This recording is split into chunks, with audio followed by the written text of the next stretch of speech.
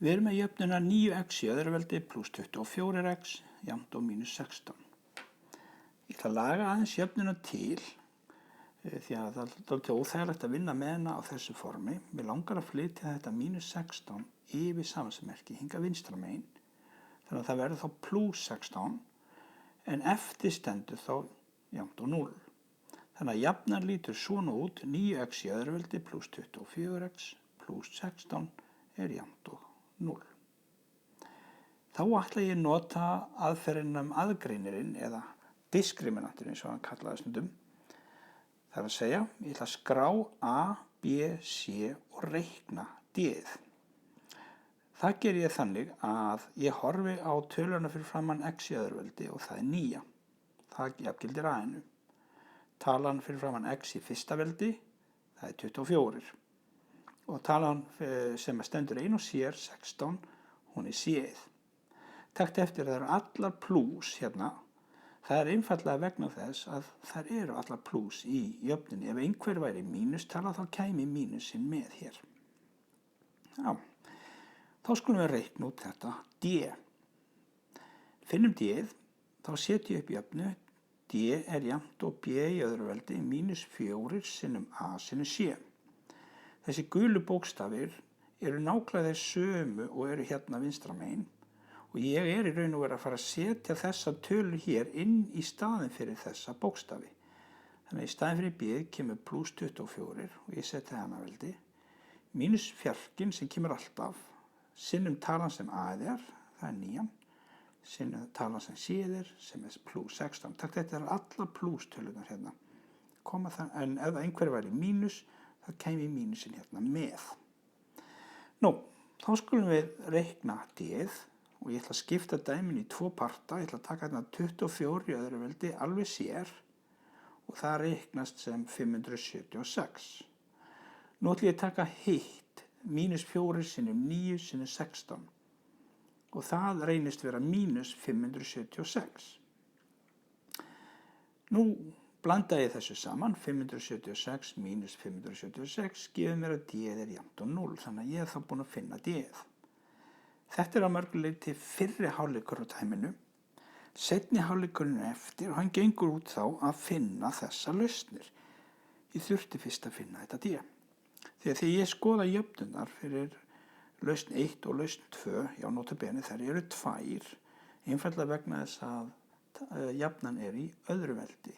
Þá geta lausnirna verið 2, 1 eða engin. Skoðum málið hvort það sé 2, 1 eða engin. Ég set hérna x1 sem er þá lausn 1 og x2 sem er þá lausn 2. Set upp jöfnunar og takt eftir það er næstu því eins.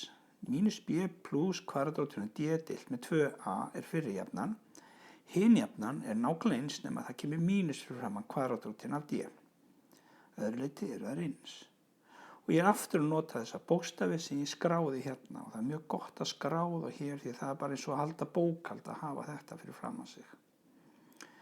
Nú, þessi blái mínus verður að vera, þannig að þegar ég seti inn í staðinn fyrir b þá kemur hérna blái mínusinn og svo kemur 24. Ef b hefði verið mínustala þá hefði þetta verið mínus 24 og þá það breyst í pluss.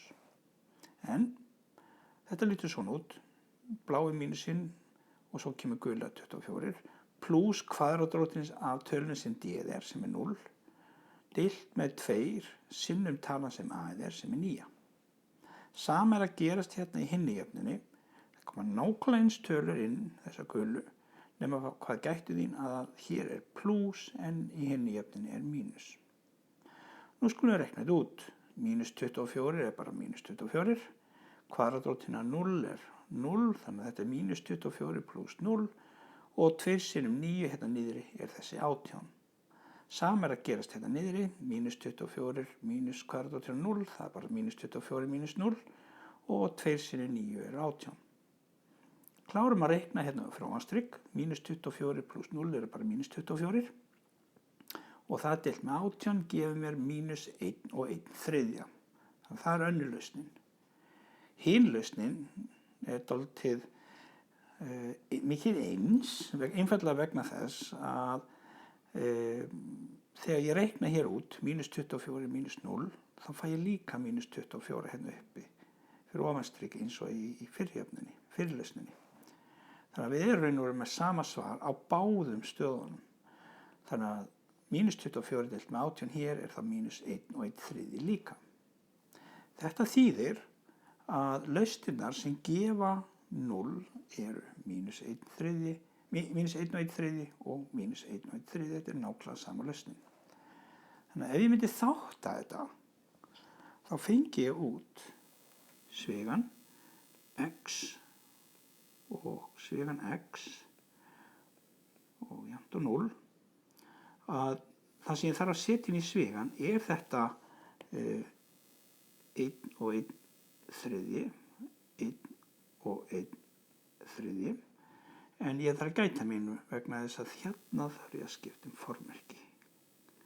Og að því þetta eru 2 innsvigar, þá væri annars hægt að skrifa þetta svona, x plus 1 og 1/3 í öðru veldi. Takk fyrir.